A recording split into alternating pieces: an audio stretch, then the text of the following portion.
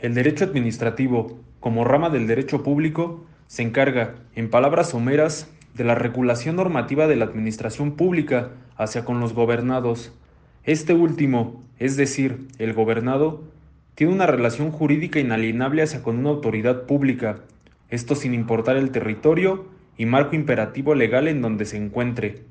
A consideración de este alumno, y reforzando lo antes dicho, nuestra Constitución Política de los Estados Unidos Mexicanos establece, en su artículo 31, las obligaciones de las y los mexicanos hacia con la autoridad, sea esta de carácter civil, militar o administrativa. Previo al estudio del artículo, considero prudente y necesario conceptualizar el acto desde una perspectiva del derecho civil y posteriormente el acto administrativo.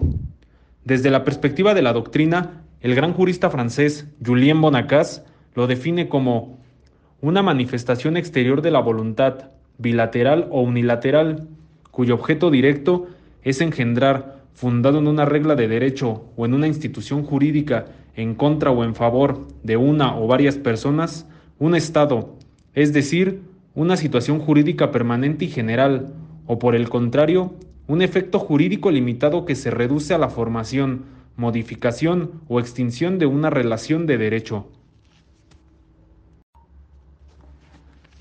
Previo al estudio del artículo, considero prudente y necesario conceptualizar el acto desde una perspectiva del derecho civil y posteriormente el acto administrativo. Desde la perspectiva de la doctrina, el gran jurista francés Julien Bonacaz lo define como una manifestación exterior de la voluntad, bilateral o unilateral, cuyo objeto directo es engendrar, fundado en una regla de derecho o en una institución jurídica en contra o en favor de una o varias personas, un estado, es decir, una situación jurídica permanente y general, o por el contrario, un efecto jurídico limitado que se reduce a la formación, modificación o extinción de una relación de derecho.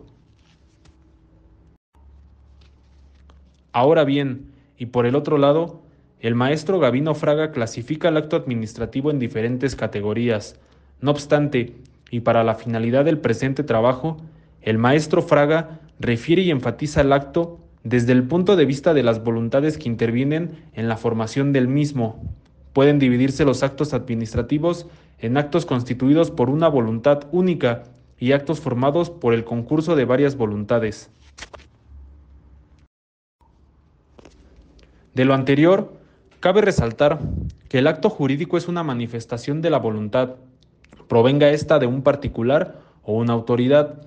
La diferencia entre estos dos radica, principalmente, en que el acto del particular no afectará la esfera jurídica de la administración, mientras que el de la administración sí puede generar un perjuicio al gobernado. Ante uno de estos panoramas, el gobernado puede recurrir a una serie de recursos otorgados por la ley cuando se considera que se ha transgredido sus derechos. Como puntualmente menciona en su artículo el doctor Guzmán Palma, la justicia administrativa en México es de procedencia impugnatoria. Esto supone la preexistencia de un acto de autoridad administrativa o fiscal impugnable, claro está. En palabras comunes, se requiere de un acto emitido por una autoridad que haya afectado la esfera jurídica del gobernado, para que éste accione la maquinaria jurisdiccional y no jurisdiccional, claro, tratándose de los recursos administrativos que se llevan a cabo ante la misma autoridad que realizó el acto, para que se busque la nulidad o anulación del mismo.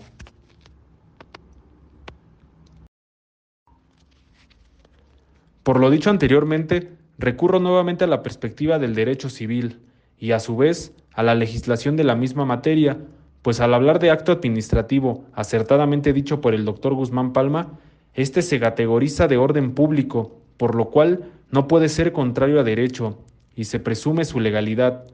Resulta muy importante, a perspectiva del locutor, destacar que el Código Civil Federal declara en su artículo 8 que los actos ejecutados contra el tenor de las leyes prohibitivas o de interés público serán nulos, excepto en los casos en que la ley ordene lo contrario.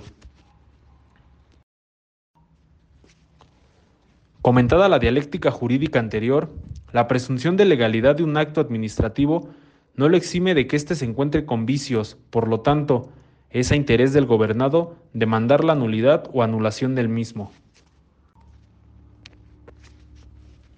Resulta interesante el enorme desglose de elementos a cumplir por parte de la autoridad para poder emitir un acto administrativo. No podemos dejar de lado que el artículo 16 constitucional establece que nadie puede ser molestado en su persona, familia, domicilio, papeles o posesiones, sino en virtud de mandamiento escrito de la autoridad competente, que funde y motive la causa legal del procedimiento. En lo dicho anteriormente, podemos encontrar algunos de los elementos exigidos del también denominado acto de molestia, pues en dicho párrafo se engloba la competencia, la congruencia y el fin del acto.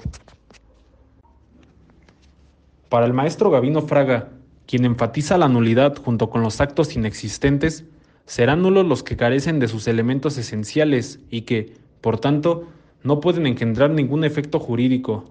Es indudable que en el derecho administrativo existen otros actos afectados de otra irregularidad diferente de la que produce la inexistencia, como son aquellos en los cuales hay un vicio en alguno de sus elementos constitutivos.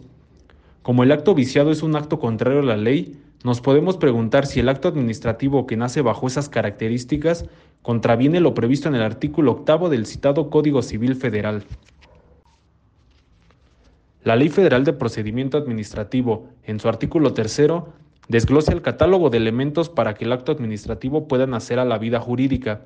No obstante, más adelante, la citada ley prevé en su artículo 7 que la omisión o irregularidad en los elementos y requisitos señalados en las fracciones del artículo 3 producirá la anulabilidad del acto administrativo. La diferencia principal entre nulidad y anulabilidad radica en que la primera es de carácter evidente y grave, mientras que la segunda, la omisión es no grave y puede ser subsanada. Por lo tanto, la nulidad podrá ser absoluta, mientras que la anulabilidad será relativa. Para esto, el ya mencionado artículo 7, en su párrafo 2, prevé que el acto declarado anulable se considerará válido, gozará de presunción de legitimidad y ejecutividad y será subsanable por los órganos administrativos mediante el pleno cumplimiento de los requisitos exigidos por el ordenamiento jurídico para la plena validez y eficacia del acto. Tanto los servidores públicos como los particulares tendrán obligación de cumplirlo. Recapitulando lo antes dicho y a modo de cierre, podemos decir que el acto administrativo puede ser de carácter unilateral y será obligatorio, tanto para la autoridad como para el gobernado.